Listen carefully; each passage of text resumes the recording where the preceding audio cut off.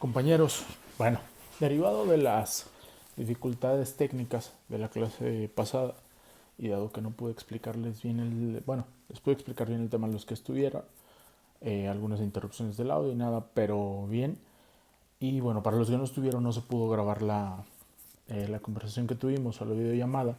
Entonces ahora lo que estaré haciendo es pues, explicarles relativamente sencillo el tema, mucho más rápido de lo que fue en la jornada que tuvimos.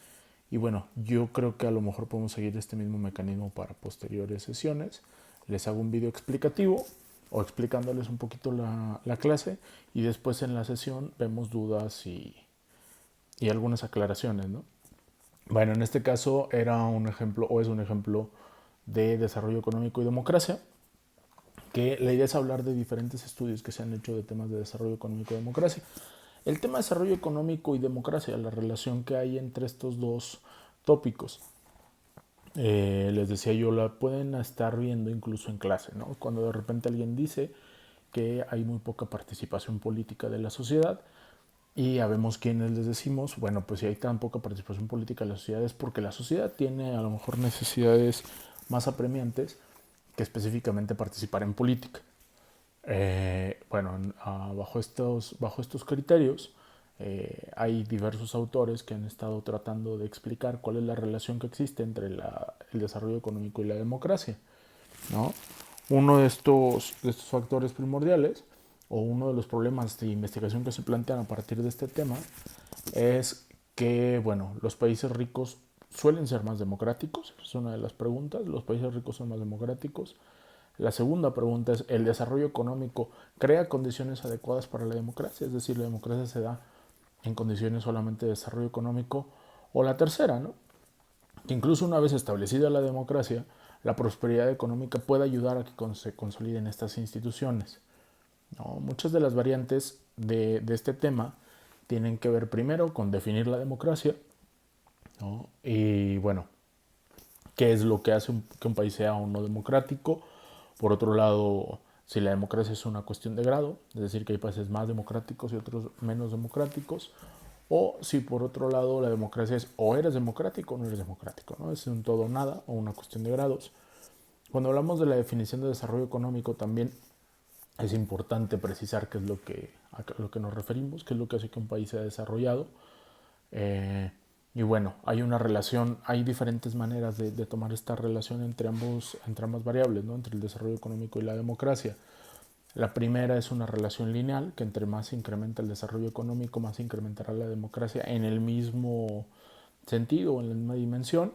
Y posteriormente otra relación es la relación curvilineal, donde se cree que la democracia o el desarrollo económico puede incrementar a cierto grado, pero que después, digamos, hay una especie de umbral. En ese umbral es donde el desarrollo económico sigue incrementando, pero la democracia no incrementa de la misma manera, ¿no? Que lo es el desarrollo económico. Entonces en ese umbral se empieza a estancar, por decirlo de alguna manera, la democracia. Y la otra es escalonada, que llegar al cierto nivel de desarrollo económico, entonces a ese nivel de desarrollo económico la democracia empieza a surgir, antes no, ¿no? Y bueno, hay comparaciones en términos de estudios de desarrollo económico y democracia de muchos países, con técnicas obviamente cuantitativas, por las características de analizar tantos países, y hay análisis también de pocos países, ¿no? En la cual pues, son técnicas cualitativas e incluso estudios macrohistóricos. Bueno, les decía, la relación lineal tiene que ver o significa que entre mayor es el desarrollo económico, en la misma medida, esto es importante, se aumentará el nivel de democracia.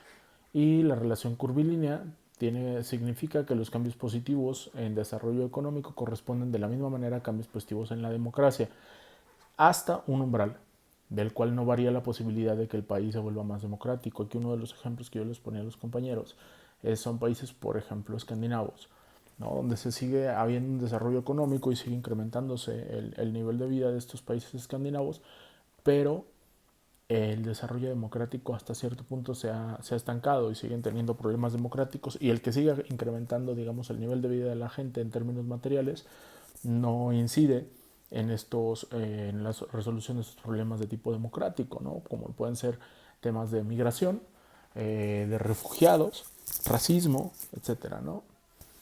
Y bueno, la relación escalonada. En esta relación escalonada lo que significa es que a partir de un nivel de desarrollo económico, la probabilidad de que el país se democratice no varía. No hay un umbral como en el anterior, sino una línea. Es decir, les ponía un ejemplo, ¿no? Mientras que una es como si fuera una rampa inclinada, la relación lineal.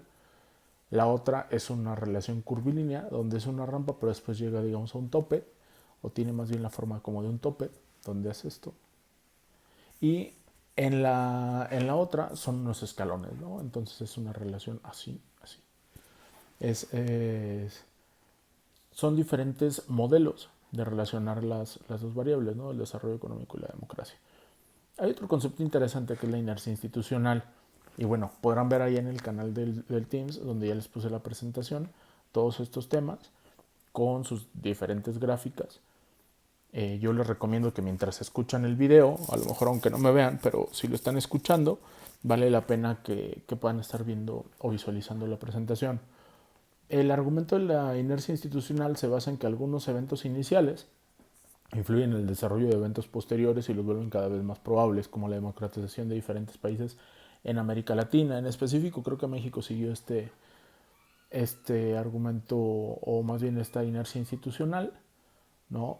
Donde a final de cuentas todo inicia, o así lo proponen, inicia con una presión de las élites y de la población, ¿no? A favor de un cambio político, donde colapsa el régimen autoritario, ¿no? Esto puede tener dos variables. Una es que se acepta, ¿no?, el cambio en las élites, si hay un acuerdo por parte de las élites y la población, y otra es que no hay acuerdo.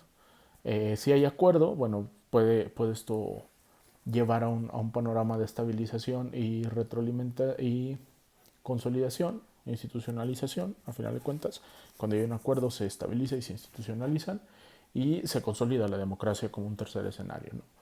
Y cuando no hay un acuerdo, bueno, pues hay un conflicto entre las élites y la población. Esto polariza el ambiente y esto puede derivar en diferentes cuestiones, ¿no? Desde una democracia no consolidada, como creo que es el caso mexicano, una pseudodemocracia, donde prácticamente todo es una simulación, y otra es una posibilidad de la vuelta al régimen autoritario, ¿no? Cuando hablamos de estudios de muchos países, eh, las bases tienen que ser obviamente cuantitativas. Un precursor es Simon Lipset, que ya lo deben de estar leyendo. Ahora es el reporte de lectura que les dejé. Es bastante interesante el estudio que hace Lipset, ¿no? Y bueno, concluye el estudio de Lipset que sí hay una relación estrecha entre desarrollo económico y democracia, pero que no necesariamente el desarrollo económico causa la democracia, ¿no? Que las democracias se pueden dar en otros escenarios. Lo platicábamos en la clase. ¿Cuáles son otros escenarios en los que se puede dar la democracia? Revueltas sociales, ¿no? Pueden ser de tipo violentas o pacíficas, que fue en el caso de México, donde no necesariamente incrementó el nivel de vida de la gente ni la calidad de vida, no hubo un desarrollo económico sostenido, pero sí hubo un cambio, una democratización.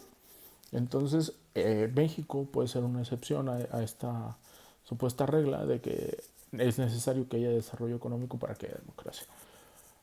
Hay estudios más arriesgados en sus conclusiones, como el estudio de Boix, Carles Boix, un catalán, donde se asegura que a mayor desarrollo económico habrá mayor democracia, sellando el argumento y perfilándolo como un fenómeno endógeno, es decir, que se da desde dentro, que si tú generas desarrollo económico para tu población, vas a generar por ende también la democracia, ¿no?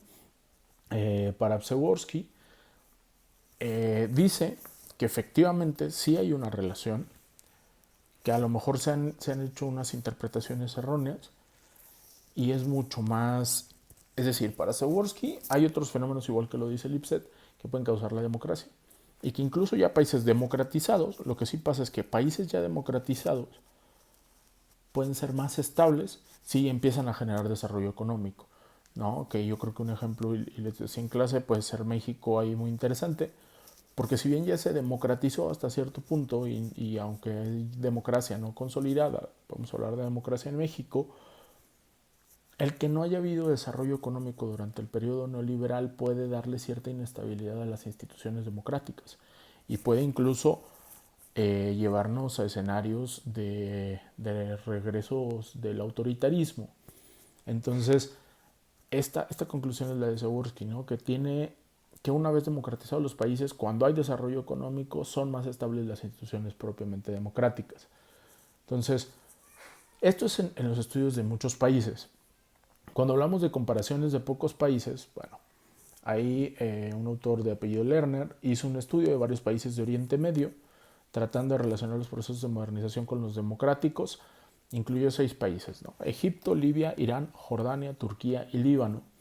Estudió datos globales de los países para ver su grado de modernidad y su grado de desarrollo democrático, así como un estudio de cada país donde estudió más a fondo cada uno de los elementos de modernidad y democracia, que la modernidad tenía que ver con la urbanización, tenía que ver con el gasto de energía eléctrica, que esto tiene que ver también con industrialización, tiene que ver con renta per cápita, o sí, PIB per cápita. Entonces, un montón de variables que tienen que ver con la modernización de un país y por otro lado el desarrollo democrático que tuvieron cada uno de estos países, ¿no? Y bueno, no concluyó una relación como tal lineal o causalidad fija, pero sí observó regularidades en la hipótesis de que la modernidad guarda relación con el desarrollo económico y la estabilidad de dichos regímenes, ¿no? Entonces, al final de cuentas, sí hay una relación estrecha, más no es una relación causal, de acuerdo con lo que concluye Lerner en estudios de pocos países. Es decir, estos son ejemplos de tipo metodológico, ¿no? Cómo estudios de muchos países pueden arrojar ciertos resultados y cómo estudios de pocos países pueden arrojar resultados a lo mejor diversos, ¿no?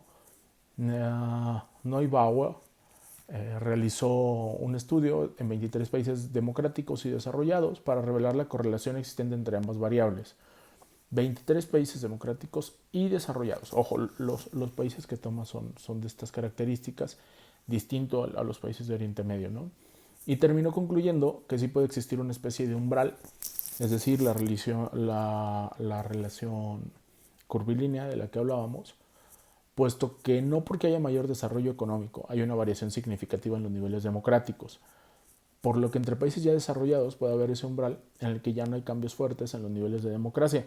Entonces, Neubauer nos va a llevar a un escenario de una relación curvilínea, mientras en países democráticos y desarrollados. Sin embargo, en países, digamos, de Oriente Medio, donde vienen de un pasado autoritario, en específico, a lo mejor la relación, de acuerdo con el estudio de Lerner, puede ser más bien lineal. Entonces, la relación entre estas dos variables va a ser distinta dependiendo de los países a los que nos refiramos, ¿no?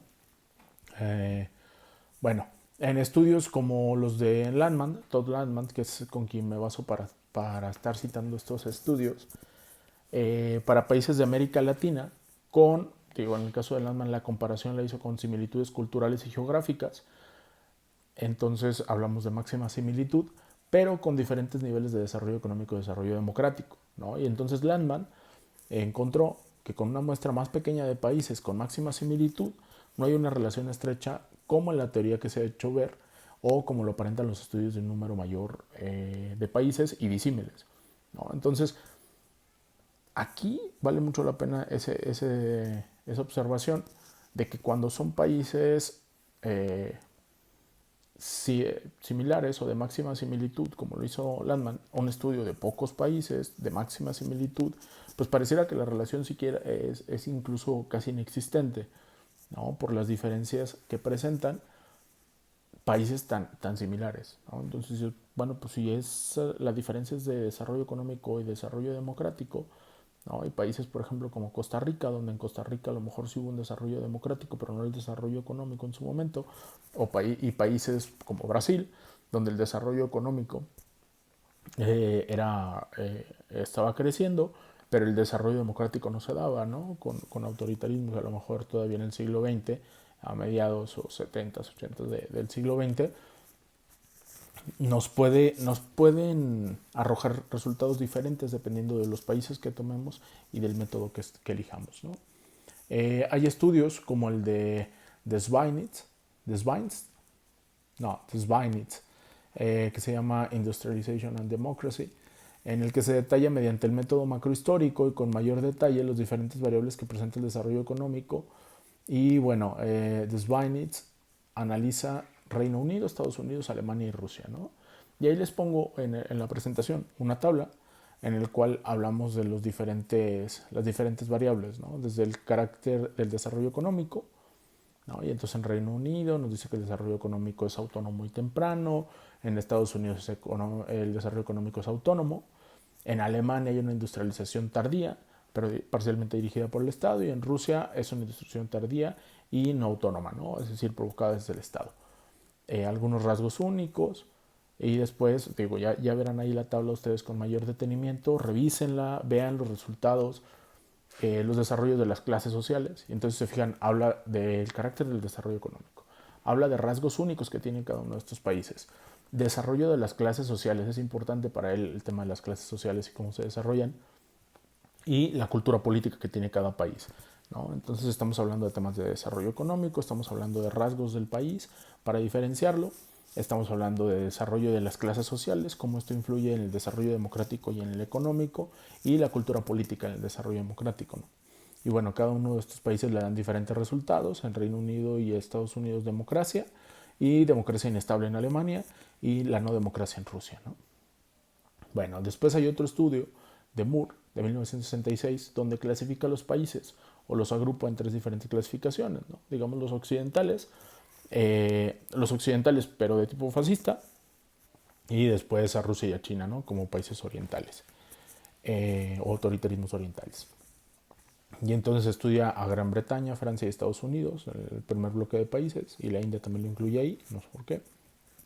Y Alemania, Italia y Japón como países fascistas, y después Rusia y China.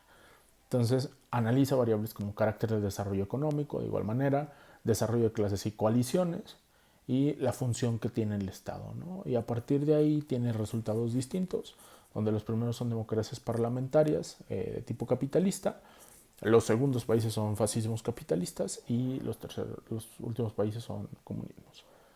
Entonces hay otro estudio de desarrollo y democratización inicial en América Latina.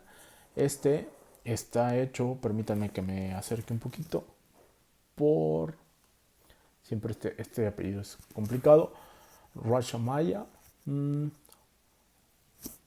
es Rocher Meyer, ¿qué tal? Ahí se los cito también, de 1992. Supongo que se debe pronunciar Rachamaya, pero bueno, este cuate hace un estudio de diferentes países de América Latina. Y bueno, en este estudio incluye a Uruguay, Argentina, Colombia, Ecuador, Brasil, Bolivia, Venezuela, Chile, Perú, México y Paraguay. Y bueno, analiza diferentes cuestiones como el tema del desarrollo, los agentes movilizadores, cuál es cuándo empezó, su periodo de industrialización, y la democracia inicial, ¿no? También cuando inició. Por la antigüedad del estudio, estamos hablando de 1992, pues bueno, tenemos diferentes resultados. En este caso incluso a México lo clasifica como un autoritarismo, ¿no? Y bueno, después ahí les pongo una tabla donde viene el método de comparación, si es de muchos países, igual el número de países entre 58 y 135 en un punto en concreto en el tiempo durante un periodo, y los diferentes ejemplos, ¿no? Diferentes autores con los diferentes años de los estudios que han hecho temas de desarrollo económico y democracia con diferentes resultados, ¿no? Desde donde asocian democracia y desarrollo, otros donde el desarrollo causa la democracia, y otros resultados que nos dicen que una vez establecidas las democracias, cuando las democracias son ricas no suelen sucumbir, ¿no? Y después estudios de pocos países, pero de tipo cuantitativo, donde son entre 6 y 23 países, y los diferentes estudios, bueno, algunos dicen que la democracia está asociada a la modernidad, otros dicen que la relación ni siquiera existe, lo que decíamos de Landman, y bueno, hay otros estudios de pocos países, pero de tipo cualitativo, donde la democracia es un producto de un acontecimiento histórico específico, no susceptible de repetirse en el futuro, es decir, que tiene que ver con especificidades del momento de estos países, Y hay otros estudios, incluso de un solo país, ¿no? Como el de Weizmann, de Putnam, de Holm, ¿no? Donde habla de los factores específicos de cada país. En particular, la cultura política condiciona la relación, ¿no?, entre desarrollo económico y democracia. Les acabo de dejar, o más bien les dejé en la clase pasada, en la lectura del IPSET de algunos requisitos sociales de la democracia, desarrollo económico y legitimidad política.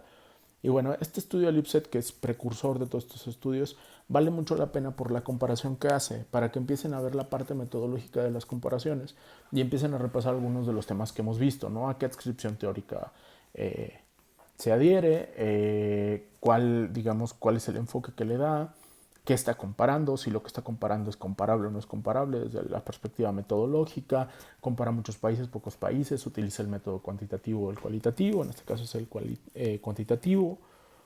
Entonces, todo este tipo de cosas vale la pena que las vayan revisando. Y bueno, pues básicamente este es el tema que estuvimos viendo. Estuvimos comentando, obviamente, los dos reportes de lectura de manera muy sintética. Les decía yo que las lecturas que les estoy dejando son más para que vean la parte metodológica de cómo lo abordan los diferentes autores, ¿no? Desde Cancino o en su caso la lectura también de... no recuerdo ahorita la autora. A ver, déjame ver si la podemos encontrar. Creo que es Wieńczak, ¿no? De Latinoamérica, obstáculos de una ciencia natural, donde yo les decía la comparación que hace del desarrollo científico y tecnológico de México con Japón y con Estados Unidos, ¿no? De cómo son cuestiones endógenas, de la parte de cómo se desarrollan nuestras élites, cómo las élites políticas y económicas de Latinoamérica han obstaculizado de alguna manera el desarrollo científico y tecnológico por temas de cultura política, ¿no? Y en el caso de Cancino, bueno, la parte de los liderazgos, cuáles son las variables que pone, cuáles son las limitaciones o los alcances que él mismo da para su propio estudio y cómo describe cada uno de los conceptos, bajo qué teoría lo está visualizando, y a partir de estas teorías cómo identifica las diferentes variables y que lo que pretende con el estudio, ¿no? Que a final de cuentas tiene que ver, o sea, a final de cuentas lo que busca es la escala de importancia de las 4 relaciones que describe ahí, el grado de significatividad y dar un esquema de interpretación de la centralidad del liderazgo en los procesos de cambio político. Les decía, si de repente lo empiezan a comparar con el proceso o con la elección o con el liderazgo de Andrés Manuel López Obrador, pues van a terminar por decir, es que esto que dice Cancino no tiene mucho sentido. Pues no, porque lo están aplicando a algo que él no estaba pretendiendo, ¿no? Les decía yo que a lo mejor un caso más aplicable para México pudiera ser el caso de Fox, porque era, digamos, la culminación de un proceso de cambio político con la transición, una transición democrática, pacífica, donde el liderazgo de Fox al final de cuentas fue de tipo de arrastre, y lo que hizo en Fox con este tema, ¿no? Y si hubo centralidad o no en su liderazgo, etcétera, puede ser a lo mejor un caso aplicable al esquema de interpretación que Cancino nos presenta. Pero bueno, este es el tema más bien de tipo, les decía, metodológico, que me interesa que vean estos estudios comparativos, cuál es la precisión que hacen y bajo qué esquemas los empiezan a manejar. ¿Para qué? Para que identifiquen este tipo de cuestiones metodológicas para cuando a ustedes les toque hacer algo similar, ¿no? Bueno, este video es hasta aquí, compañeros. Yo creo que en la siguiente clase les pondré otro video. Les transmito este otro video de la clase de sistema político y después ya lo discutimos en la videollamada que tengamos a través de Teams. ¿Sale? Muchas gracias, compañeros. Hasta luego.